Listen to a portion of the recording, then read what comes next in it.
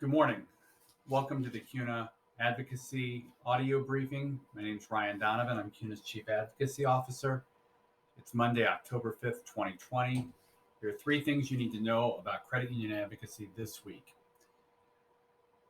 COVID recovery legislation is still being discussed. The House and the Senate are out of session this week. The president, of course, remains in the hospital with COVID-19. But on the Hill, there's a continued effort led mostly by Speaker of the House Nancy Pelosi and Treasury Secretary Steven Mnuchin to discuss and hopefully come to an agreement on a COVID-19 recovery package. It remains to be seen if they're going to be able to do this, but there have been some positive developments over the last several days.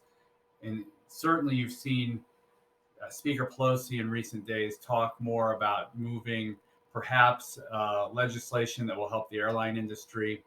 The president has sent signals that he'd like to see the administration's offer in terms of a dollar amount of a COVID package increase. And so those conversations continue even with both chambers out of session this week and next week. Just as a reminder, we have several priorities in a COVID recovery package, including the extension of the CARES Act provisions, flexibility with respect to prompt corrective action, PPP forgiveness flexibility, and there was some action on that last week in the Senate with Senator Kramer trying to get his legislation, which we support, passed by unanimous consent.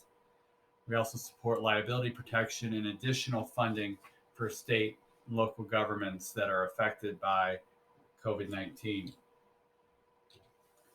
Secondly, CUNA commented last week on two proposals. The first one was the CFPB's proposal related to the seasoned qualified mortgage. We are generally supportive of this proposal. The CFPB's proposed rulemaking would create a new category of qualified mortgages called seasoned QMs for first lien, fixed rate, covered transactions that meet certain performance requirements over a 36-month seasoning period.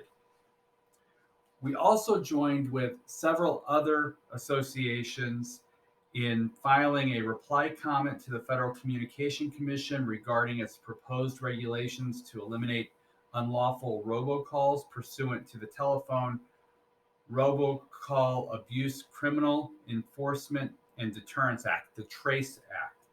This act, among other things, requires the FCC to ensure that robocall blocking services are provided to consumers with transparent and effective redress options for callers whose calls are erroneously blocked. We previously commented on the proposal, and this is a reply comment to other comments. Finally, there are a number of pending regulations whose comment periods expire in October. Later this week, in fact, today, is the end of the comment period for FHFA's strategic plan for fiscal years 2021 to 2024. Next week, the comment period will end on a proposal from FHFA related to the 2021 enterprise housing goals. Also, FinCEN has a comment period that ends on October 13th regarding renewal without change of anti-money laundering programs for certain financial institutions. Also on the 13th from FinCEN is a comment period from an OMB request, renewal without change of the Consumer Identification Program regulatory requirements for certain financial institutions. On the 19th, NCUA's proposal regarding transition to CECL methodology will close. On the 27th of October, the CFPB's proposal on Card Act rules review will close. NCUA on the 30th of October will have its comment period closed on its proposed rulemaking related to fees paid by federal credit unions. Also on the 30th at NCUA is a request for comment on the overhead transfer rate methodology and the operating fee schedule methodology. These are just some of the things that we are working on. More information can be found in the advocacy update.